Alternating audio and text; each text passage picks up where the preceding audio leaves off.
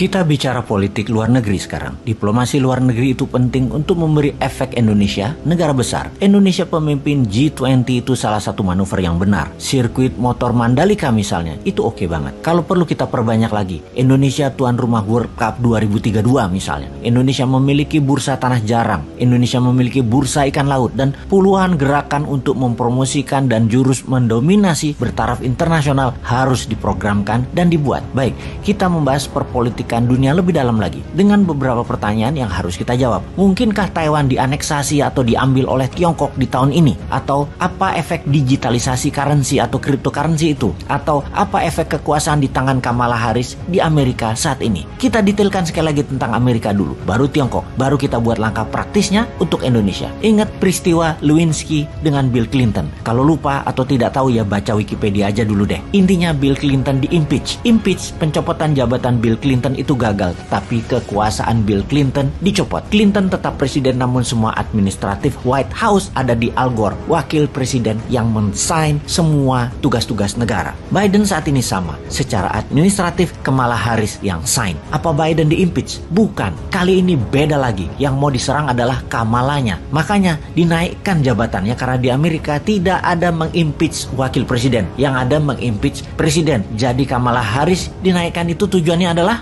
Anda sendiri yang tahu jawabannya. Jadi bisa dikatakan sampai akhir jabatan 2024 nanti, presiden dan wakil presiden Amerika akan mandul. Goyangan politik dalam negeri Amerika saat ini adalah terburuk dalam sejarah Amerika yang akan panjang dan berdampak sistemik. Kamala Harris saat ini jadi bulan-bulanannya politik di Amerika. Dia itu sangat bodoh, bisa dikatakan begitu, untuk layak jadi wakil presiden Amerika. Sangat bodoh, makanya harus dibuang atau dikucilkan kekuatannya. Itu pendapat banyak politikus di Amerika. Amerika lagi mau membuang Kamala Harris. Bayangkan, dia dijulukin Cackling Harris karena kalau terpojok dia cekikikan ketawa-ketawa nggak jelas gitu. Ampun dah, hal ini harusnya jadi peluang Indonesia nyalip di tikungan. Amerika lagi fokus ke dalam negeri. Di sisi lain, di Tiongkok, video-video sebelum ini Bosman menginfokan ada krisis di dalam negeri di Tiongkok. Masalah harga pangan naik, krisis energi di Tiongkok, kekurangan supply, bencana banjir di mana-mana, masalah keuangan sistemik Evergrande yang 7.000 triliun, dan manuver lawan politik Xi Jinping mulai bereaksi. Xi Jinping ini jangan-jangan sudah lame duck saat ini. Lame duck atau bebek lumpuh adalah istilah politik di mana istilah ini muncul bagi seorang pemimpin yang lama. Bisa kepala negara yang sudah di masa akhir jabatannya, di mana calon penggantinya sudah ada, tinggal dilantik. Keputusan dan posisinya sudah kosong. Tidak ada lagi yang nurut dengan dirinya, termasuk staf khususnya. Hanya secara kemanusiaan saja, bukan secara jabatan dia dituruti. Kamala Harris ini sudah lame duck. Walau masih di Gedung Putih, dia sedang menunggu diimpeach. Xi Jinping jangan-jangan juga begitu. Kita sudah menginfokan bahwa Xi Jinping mengganti semua petinggi angkatan darat dan menangkap beberapa petinggi angkatan darat tersebut. Dunia intelijen dunia menduga akan ada kudeta oleh militer di Tiongkok, namun berhasil digagalkan. Lalu konglomerat KW2